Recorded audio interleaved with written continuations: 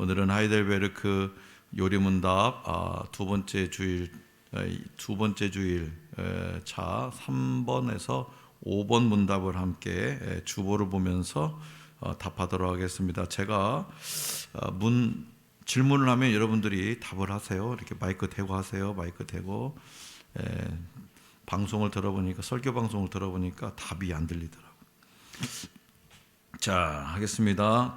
제 3문, 당신의 죄와 비참함을 어디에서 압니까? 제 4문, 하나님의 율법이 우리에게 요구하는 것은 무엇입니까?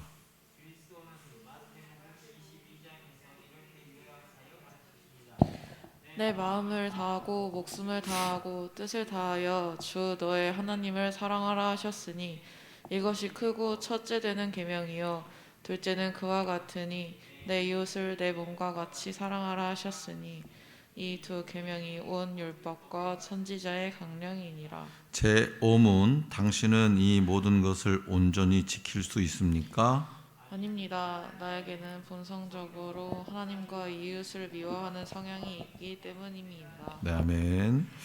네, 이렇게 질문하고 답은 나와 있지만 좀 더 구체적으로 왜 이렇게 답을 했는지에 대해서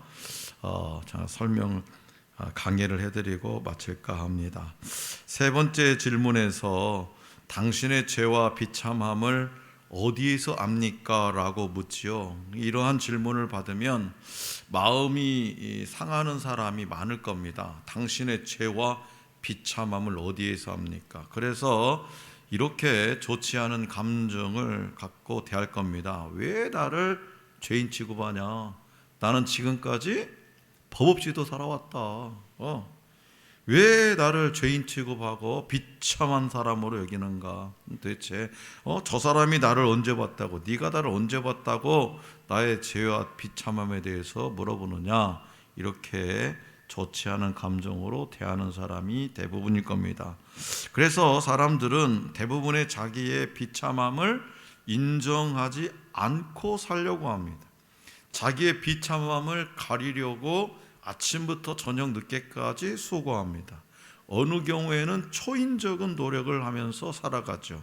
다시 말해서 죄와 비참함을 인정하지 않으려는 것이 사람의 모습이라는 거죠. 간혹 다른 사람보다 조금 더 양심적이고 겸손하고 정직한 사람은 자기의 비참함에 대해서 좀 더 진지하게 생각하고 부분적으로 인정하기도 합니다. 또 어떤 사람은요, 나이가 들어서 힘이 이제 다 떨어진 다음에 자기의 인생을 돌아보면서 아마도 이렇게 후회하는 일도 있을 수 있습니다.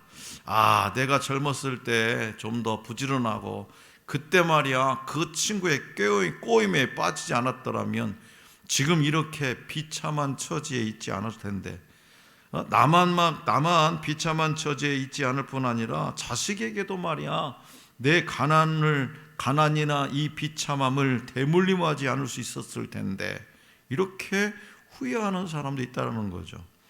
세 번째 질문에서는 당신의 비참함을 어디에서 압니까? 하고 묻는데, 하나님의 율법에서 알 수 있습니다 하고 아주 간단하게 대답하죠. 하나님의 율법에서 알 수 있습니다. 글쎄요, 제가 오늘 밤 조용히 한번 내 인생을 되돌아보면 좀 알 수 있을 것 같습니다. 혹은 내 양심을 통해서 알 수 있습니다 라고 대답하지 않는다는 거죠. 인생의 어떤 경험이나 양심으로 알 수 있다고 말하는 것과 율법으로 알 수 있다고 하는 것은요, 근본적으로 다릅니다. 인생의 경험과 양심으로 비참함을 이야기하는 사람은 여전히 자기를 죄인이라고 생각하지 않습니다. 자기가 판단을 내리는 재판장의 자리에 앉아있기 때문이죠. 그래서 자기가 주인이 되어서 판단하는 사람은 또 다른 사람에 대해서도 이러쿵저러쿵 판단하기 쉽습니다. 자기 잘못을 인정하지만 다른 사람이 하지 않으면, 자기하고 똑같이 하지 않으면 자기의 어떤 도덕적 우위를 내세우면서 다른 사람을 낮춘다는 거죠. 예를 들어 이런 거 있죠. 말이야, 우리 교회는 왜 김 집사님은 왜 이렇게 매 주일 성수를 해야지 말이야, 왜 이렇게 주일날 빠지는 거야?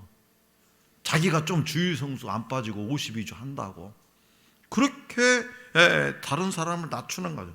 저래가지고 무슨 전 집사라고 말이야, 저래가지고 무슨 권사라고 말이야, 그렇게 자기를 낮춘다는 거죠. 그렇기 때문에 자기의 양심을 가지고 자기 자신을 판단하는 것도 믿을 수 없다는 거죠.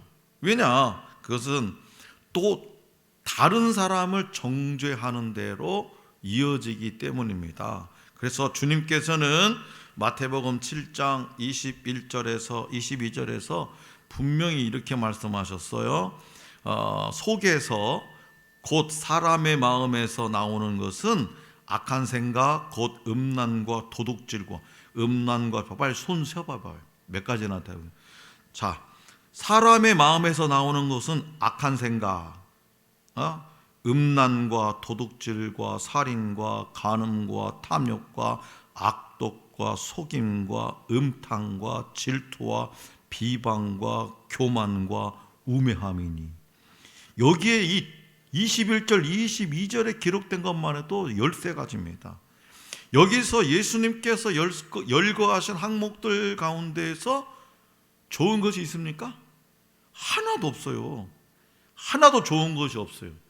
다른 사람보다 나은 부분이 있을 수 있지만, 조금이라도 어떤 사람과 비교해서 있을 수는 있겠지만, 하나님의 기준에서 보면 사람의 마음에서 나온 것 가운데 좋은 것이 하나도 없습니다. 그래서 우리의 죄와 비참함은 절대적이에요. 있을 수도 있고 없을 수도 있고, 아니 20%만 있고 5%만 있고, 누구는 99%, 누구는 70%, 그것 때문에 우열을 가리는 게 아니에요. 있고 없고가 아니라 절대적이라는 거예요. 죄와 비참함은. 그래서 사람의 양심이나 경험으로는 그러한 것을 알 수 없고요, 오직 무엇으로만? 하나님의 율법으로만 깨달을 수 있습니다. 그래서 이 세 번째 답은 아주 간단하죠. 아이들이라도 금방 외울 수 있습니다. 당신의 죄와 비참함을 어디에서 합니까? 하나님의 율법에서 나의 죄와 비참함을 알 수 있습니다. 간단하잖아요. 그러나 그 안다는, 하나님의 율법에서 내 죄와 비참함을 알아간다는 것은, 그 깊이는요, 평생 동안 알아가도 다 알 수 없을 만큼 깊다라는 거죠. 그래서 나의 죄와 비참함은 오직 하나님의 율법에서만 알 수 있습니다. 네 번째 질문은 율법이 요구하는 수준이 어느 정도인지를 우리에게 가르쳐주고 있어요. 자, 율법이 요구하는 것은 두 가지예요. 간단하죠. 뭐예요? 율법이 요구하는 것은 하나님 사랑, 이웃 사랑이에요. 마음을 다하고 목숨을 다하고 뜻을 다해서 뭐해라? 하나님을 사랑하는 것과 이웃을 자기의 몸같이 사랑하는 거예요. 마음으로 하나님과 이웃을 사랑하는 것이 율법이 요구하는 핵심입니다. 사람이요, 죄를 이야기할 때는요, 구체적인 행위를 놓고 이야기하지, 그죠? 죄를 이야기할 때 저 사람이 죄를 지었냐 안 지었냐, 그 사람이 어떤 행동을 했냐, 어떤 행위를 했느냐, 그걸 가지고 놓고 이야기하지, 마음으로 지은 죄는 따지지 않습니다. 그래서 사람이 마음속으로 별의별 생각을 다 해도 재판정에서 그것을 가지고 죄를 묻지를 않습니다. 그러니까 증거가 있냐 없냐, 그것만 따지죠. 왜냐하면 마음의 문제는요, 다른 사람이 알 수 없기 때문입니다. 그리고 사람은 자기 자신의 생각도 잘 모를 때가 많아요. 우리는 우리 마음이 주변 상황에 따라서 달라지는 일들을 간혹가다 경험하죠. 내 마음이 주변 상황에 따라서 달라져. 예를 들어서 내가 그냥 기분도 그냥 꿀꿀하고 우울하고 막 그러는데 막 음악이 크고 그냥 콱콱거리는 나이트클럽에 가서 나이트클럽 그런 데 가면 조금만 있으면 그 분위기에 따라서 나도 막 바뀌잖아. 아니면 내가 막 그냥 기뻐 죽겠는데 장례식장 같은 데를 가면 내가 막 그 기쁨을 막 만끽 해요. 또 그 분위기에 따라서 나도 슬퍼지잖아요.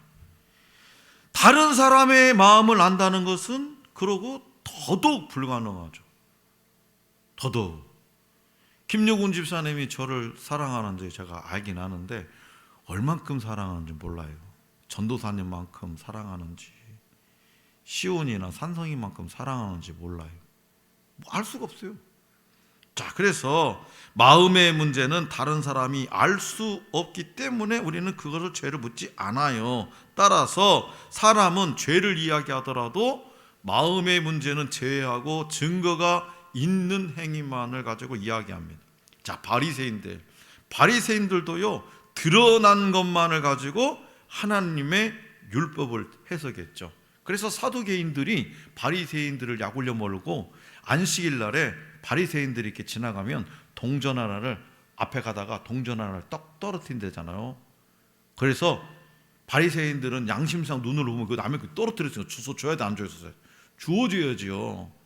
그래야 선한 일이니까. 근데 그것을 주스려고 허리를 굽히면 일한 걸로. 그럼 사두개인들이 그걸 약 올린다는 거죠. 왜 허리를 굽혀서 안식일 날에 일하냐? 바리새인들도 드러난 것만을 가지고 하나님의 율법을 해석하는 사두개인 마찬가지. 그들은 문자적으로 살인하지 않으면 살인죄를 짓지 않은 것이라고 했다는 거죠. 그냥 켜놓고 내버려 두세요. 어떻게 돌아가든. 냉방만 아니면 너무 추워서 그래요 지금. 그잖아요. 지금 영하 5도인데 7도인데. 자, 그리고 행동을 규제하려고 이제 그 행동, 내 행동 때문에 죄가 생기니까 발생하니까 그 행동을 규제하려고 자꾸만 시행세칙을 만들어서 지켰다라는 거죠. 그러나 우리 주님께서는 그렇게 말씀하시지 않았습니다. 주님께서는 마음으로 미워하거나 상대의 인격을 무시하는 말을 한 것도 살인죄라고 하셨다는 거죠. 마음으로 미워하거나 상대의 인격을 무시하는 말을 한 것도 살인죄라는 거죠. 저는 요즘에 이런 걸 한번 생각해 봤어요. 우리가 세상을 살다 보면 집안에서 부부간에도 이렇게 눈치 보는 거 있잖아요. 눈치 보는 거. 눈치 보는 일 있어요, 없어요?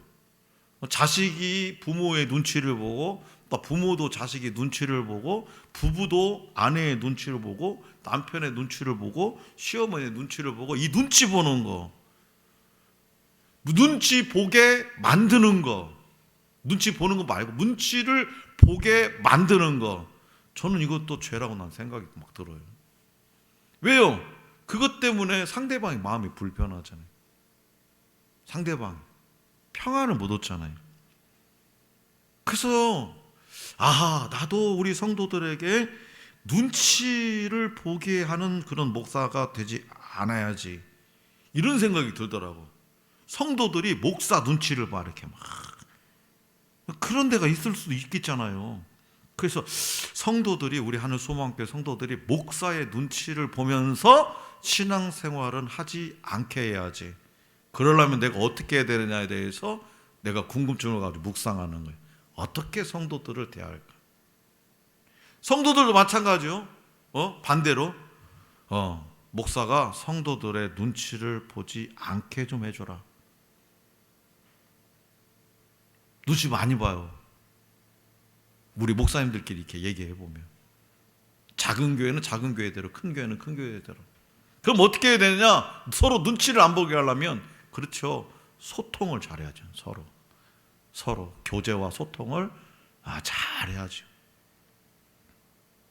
자, 또한 마음에 음욕을 품어도 간음죄를 지은 것이라고 우리 주님 말씀하셨어요.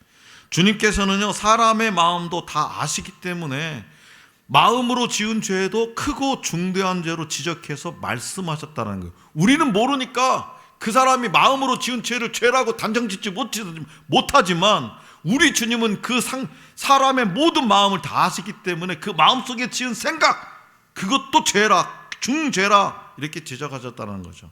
그런데 네 번째 질문에서 가르치는 것은 그 정도가 아니라 한 단계 더 높습니다. 적극적으로 행하지 않은 것도 죄라는 거예요. 적극적으로. 적극적으로. 뭐라고, 어떻게, 하나님 사랑, 이웃 사랑 어떻게 하라겠어요? 네 마음을 다하고 목숨을 다하고 뜻을 다해라. 이게 무슨 말이냐? 한마디로 맞추면 열정을 가지고 적극적으로 하나님을 사랑하고 적극적으로 이웃을 사랑하라는 거예요. 하지 않아야 할 것을 행한 것도 죄지만요, 마땅히 해야 할 것을 하지 않은 것도 죄입니다. 마태복음 22장 37절에서 40절은 마음과 뜻과 힘을 다하여 하나님을 사랑하지 않고 이웃을 내 몸처럼 사랑하지 않은 것도 죄라고 가르칩니다. 하나님을 온전히 사랑하지 않고 반절만 사랑하면 이것도 죄라고 합니다. 사람도 마찬가지겠잖아요. 내 눈에 좀 만족스러운 사람만 사랑해. 우리 교회 성도들 중에서도 내 마음에 쏙 드는 사람만 사랑해. 이것은 죄를 짓는 거란 말이에요. 이게, 예? 하나님 사랑, 이웃 사랑을 하지 않는 거란 말이에요. 내 마음에 드는 사람만 사랑해. 아니요, 내 마음에 들든 알든 사랑해야 돼. 왜요? 하나님이 그 사람을 사랑하기 때문에, 그 영혼을 사랑하기 때문에. 그래서 하나님의 율법의 수준은 그처럼 높습니다. 하나님의 율법이 요구하는 높은 수준에 비추어 볼 때 우리는 다섯 번째 질문처럼 묻고 답하죠. 다섯 번째 질문, 시작. 당신은 이 모든 것을 온전히 시작. 당신은 이 모든 것을 온전히 지킬 수 있습니까? 답, 시작. 아닙니다. 나에게는 본성적으로 하나님과 이웃을 미워하는 성향이 있기 때문입니다. 하나님을 전심으로 사랑해야 하는데 우리는 사랑하지 않고 오히려 미워합니다. 하나님과 이웃을 사랑하는 계명에서 우리는 하나님과 이웃을 사랑하지 않고 오히려 하나님과 이웃을 미워하였음을 깨닫게 되는 거죠. 자기의 성품과 힘과 뜻을 다해서 하나님을 사랑하지 않으면 죄라고 가르치는데 세상에서 이것을 행할 수 있는 사람은 하나도 없습니다. 우리는 모두 마땅히 사랑하여야 할 하나님을 사랑하지 않은 죄를 범했어요. 또 이웃을 나의 몸과 같이 사랑하라고 했는데 우리는 그렇게 하지 않았습니다. 이웃을 사랑해도 자기를 사랑해서 한 거예요. 따라서 엄격히 말하자면 이웃을 미워한 거예요. 자기를 사랑한다는 건 뭐냐? 내 좋을 대로만, 내가 마음에 들면 사랑하고 내 마음에 좀 나를 화딱지게 나가면 미워한다는 거죠. 이웃을요 수단으로 이용했기 때문에, 이웃을 수단으로 내가 필요할 것, 나한테 좀 필요할 것 같으면 사랑해주고, 나한테 도움이 안 될 것 같으면 거들떠도 안 보고. 하나님의 율법의 높은 수준에서 보면 우리 마음속에 있는 죄가 숨길 수 없이 드러나죠. 마치 어두운 방 안에 있을 때 보이지 않던 그 더러운 것이 환한 곳에 나오면 잘 보이는 것과 비슷한 거죠. 자, 그런데요, 율법에서 죄를 깨달으면서도 율법을 통해서 우리가 죄를 깨닫게 되잖아요. 그 죄를 깨달으면서도 그것을 인정하기 싫어하는 사람은 이런 질문을 해요. 왜 교회에서는 이 죄를 이렇게 심각하게 다루냐? 피곤하게. 왜 죄 회개하라. 기억나지 않는 것도 죄를 회개하라고 하고, 하나님 앞에 용서를 구하라고 하고, 아무도 지킬 수 없는 율법은 왜 가르치는 거야? 죄에 대해서 이렇게 깊이 있게 가르치면, 아니 우리 기를 죽이려고 하는 거 아니야? 왜 이렇게 지킬 수 없는 것들 막 가르쳐가지고 기 죽이는 거 아니야? 이런 죄의식을 가지고 누가 현실에 발을 붙이고 살 수 있는가? 지금 세상이 어떤 세상인데 지금 어떻게 세상 가운데 내 자식한테 아들아 네가 손해보고 살아라, 손해보고 오른뺨을 맞으면 왼뺨을 대라, 그렇게 했습니까? 누구한테 맞았어? 다음부터 맞고 오면 죽을 줄 알아. 돌로 찍어. 그렇게 가르치진 않았어요? 그렇게? 못해도 잘한다고 해야 이 세상을 헤쳐나갈 수 있는데, 그렇게 최고의 수준을 이루지 못하는 것이 죄라고 하면 도대체 어떻게 살라는 말인가? 라는 질문을 할 수도 있겠다는 거죠. 그래서 율법의 높은 수준을 보면서 이런 질문들을 합니다. 이러한 질문들에 대한 답은 뭐냐? 율법의 요구를 우리에게 가르치신 분이 누구냐? 율법의 요구를 누가 그렇게 가르쳤느냐? 목사님이냐? 아니에요. 누구인가를 생각해 보면 알 수 있습니다. 자, 마음에 음욕을 품는 자마다 간음하였다 하고 율법의 본뜻을 가르치신 분은 누구다? 바로 예수님입니다. 예수님께서는 죄의 가장 깊숙한 것을 지적해 내셨죠. 우리를 정죄하는 사탄이 아니라 그의 백성들을 그들의 죄에서 구원하러 오신 예수님께서 죄의 깊은 것을 지적해 내셨습니다. 그렇다면 왜 그렇게 예수님은 우리에게 정말 그런 지적질을 하셨을까? 우리가 감당할 수 없는 그런 것들을 지적하셨을까? 마태복음 9장 12절에 답이 있어요. 뭐라고 하시냐? 예수님은 건강한 자에게는 의원이 쓸데없고 병든 자에게라야 쓸데있느니라. 예수님께서 우리 마음속에 있는 그 깊은 죄를 지적해 주셨는데, 왜?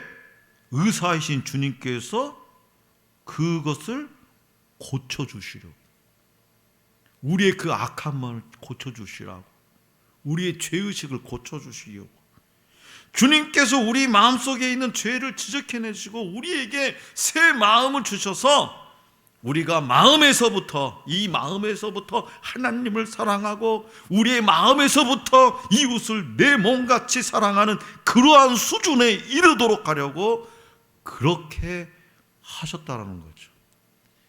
그쵸? 아픈 것도 도려내야 되잖아요. 그래야 도려내야 이 골마 있는 것을 그냥 도려내야 그 살이 새롭게 돋아나는 것처럼 말이죠. 그래서 주님께서 율법의 수준을 바르게 지적하신 이유는 우리의 길을 죽이시려는 것이 아니라 죄의 근원적인 성격을 지적해내시고, 죄는 근원적인 성격이 뭐예요? 죄는 어디서 나온다? 마음에서 나오기 때문에, 우리의 생각에서 나오기 때문에 그 근원적인 데에서 해답을 주시기 위함이죠. 그래서 이것을 첫 번째 질문에서 잘 가르치셨어요. 그의 성령으로 그분은 여기 그리스도죠. 그분은 나에게 영생을 확신시켜 주시고 이제부터는 마음을 다하여 즐거이 그리고 신속히 그를 위해 살도록 하십니다. 성령께서 내 안에 오셔서, 그렇죠? 내 마음에서부터 즐겁게 신속히 그를 위해서 살 수 있도록 만들어 주신다는 거죠. 그래서 주님께서 주님의 피로 나의 죄를 정결케 하시고 성령으로 나를 새롭게 하셔서 나로 하여금 이제부터는 마음을 다하고 뜻을 다하고 힘을 다하여 하나님을 사랑하고 이웃을 내 몸같이 사랑할 수 있는 구원의 은혜를 내려주십니다. 아주 포괄적인 은혜를 주시는 거죠. 이처럼 크신 은혜를 베푸시려고 우리의 비참함과 죄의 깊은 것들을 다 지적해 내셨어요. 성경은요, 거듭나기 전에 모든 사람의 상태를 다음과 같이 말씀하십니다. 에베소서 2장 3절이에요. 이 앞에 보세요. 시작. 전에는 우리도 다 그 가운데서 우리 육체의 욕심을 따라 지내며 육체와 마음에 원하는 것을 하여 다른 이들과 같이 본질상 진노의 자녀이었더니 우리가 거듭나기 전에 뭐요?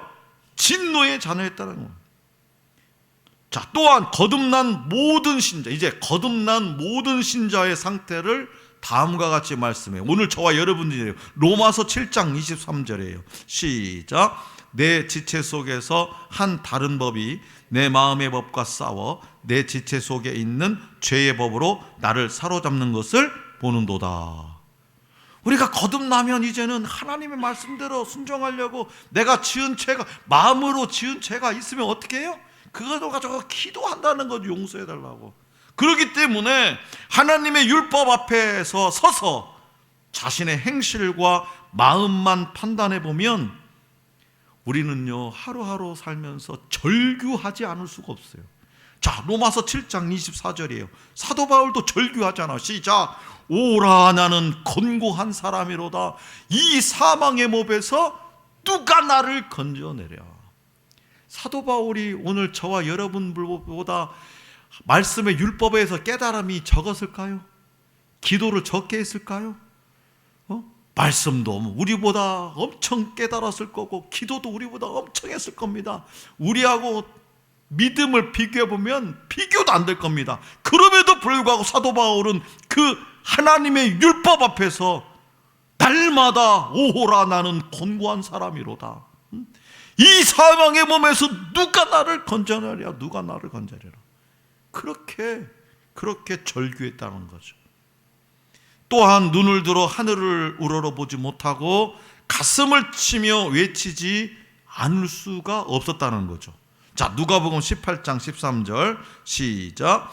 세리는 멀리 서서 감히 눈을 들어 하늘을 쳐다보지도 못하고 다만 가슴을 치며 이르되 하나님이여 불쌍히 여기소서, 나는 죄인이로소이다 하였느니라.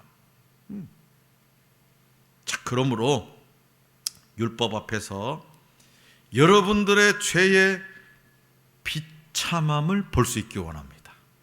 의사이신 주님께서 마음의 깊은 죄를 지적해 내시는 그 진단을 듣고 또한 동시에 나를 새롭게 하시고 치유해 주시는 은혜를 맛볼 수 있기를 원합니다. 평생을 살면서 죄의 깊은 것을 깨닫고 거기서 구원해 주시는 주님의 크신 은혜를 함께 맛보면서 나아가는 저와 여러분들이 될 수 있기를 간절히 기원합니다.